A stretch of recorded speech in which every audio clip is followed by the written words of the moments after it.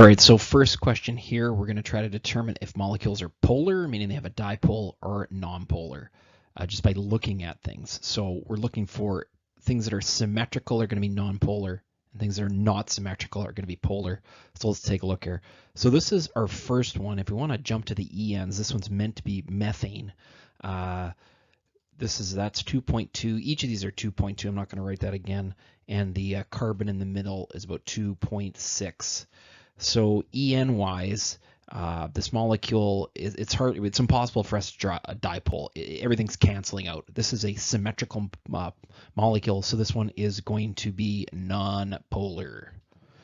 Next one, this is meant to be water, so this is an important one, maybe the most important one. Again, we have hydrogen with 2.2. It's hard for me to write that, 2.2. And we have oxygen that is 3.4. So that means that the electrons are going to migrate towards the bigger number. So the electrons are going to migrate up here. It's going to end up positive down here. So we do have a dipole. Dipole points up. If we have a dipole, we have a polar molecule. So this one is polar. Next one, this one's all symmetry. So it is nonpolar. There's no way for me to draw a dipole. And same with this one, also nonpolar. No dipole, everything canceling out. We get to this one here, we've got this oxygen, meaning that electrons are migrating towards it. So we are going to have a dipole, and this one is going to be a polar molecule. Next one here, benzene. Again, everything's canceling out. Nonpolar. There's no place for electrons to go.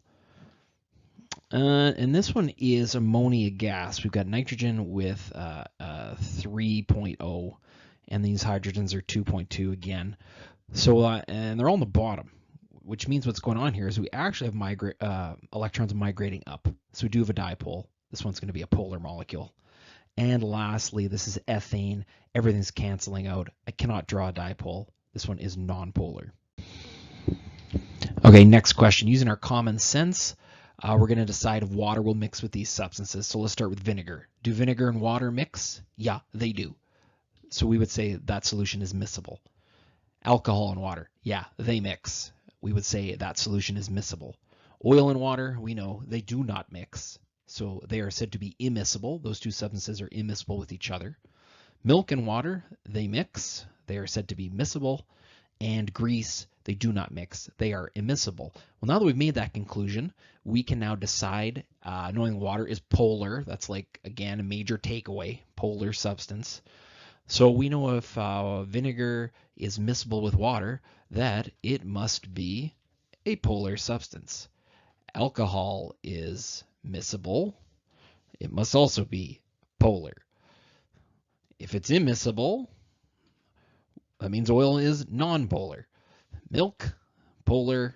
Grease, nonpolar. So, do grease and oil, do they form something that's miscible? Yeah, because they would both be nonpolar, like dissolves like.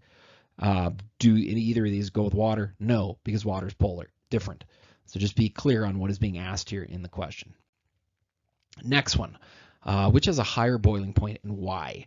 We actually saw these two molecules earlier, ethane. We decided this one has a dipole. So we said this is a polar molecule. So there's some forces of attraction going on here. This is ethane. We do not have a dipole. I cannot draw which way the electrons are going. So this is nonpolar.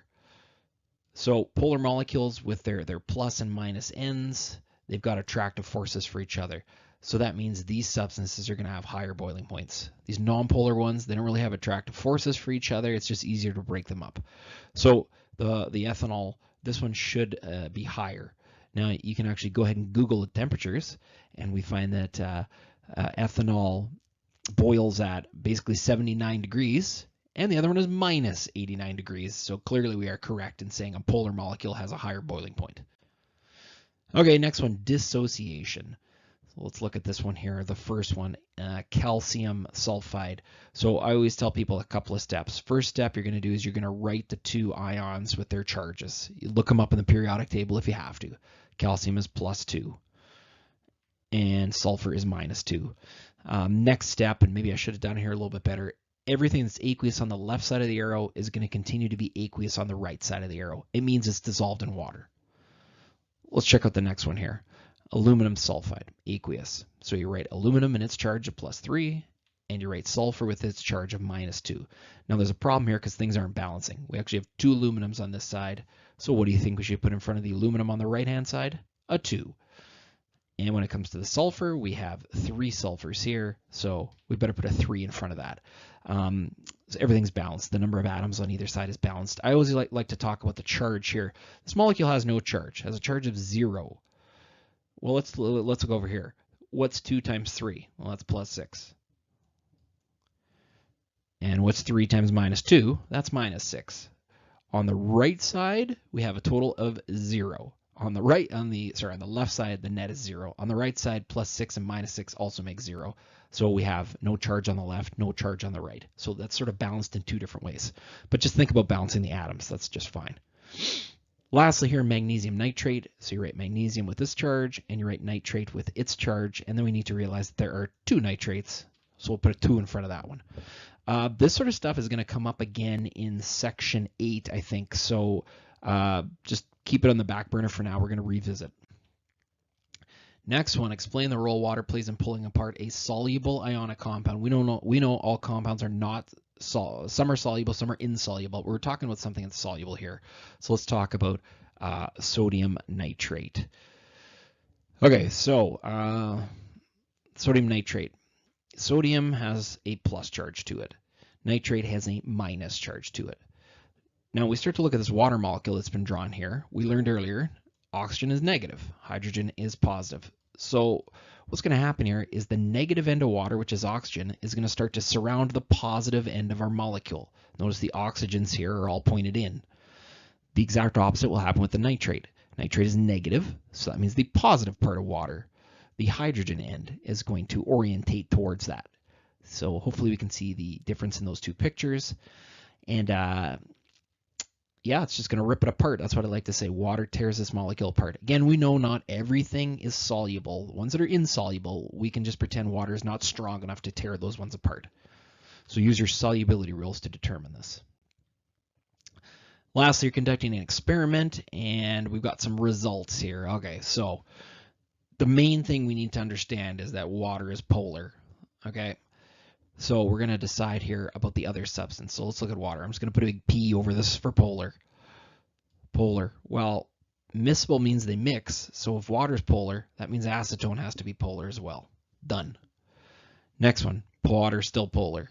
Now it's immiscible. It means it's not going to mix. That must mean carbon disulfide is nonpolar. They are different, do not mix.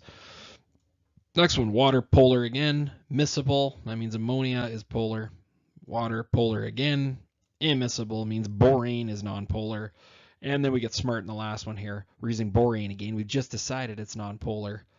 It will mix with pentane, so that means pentane is nonpolar. Like dissolves like. There's the homework.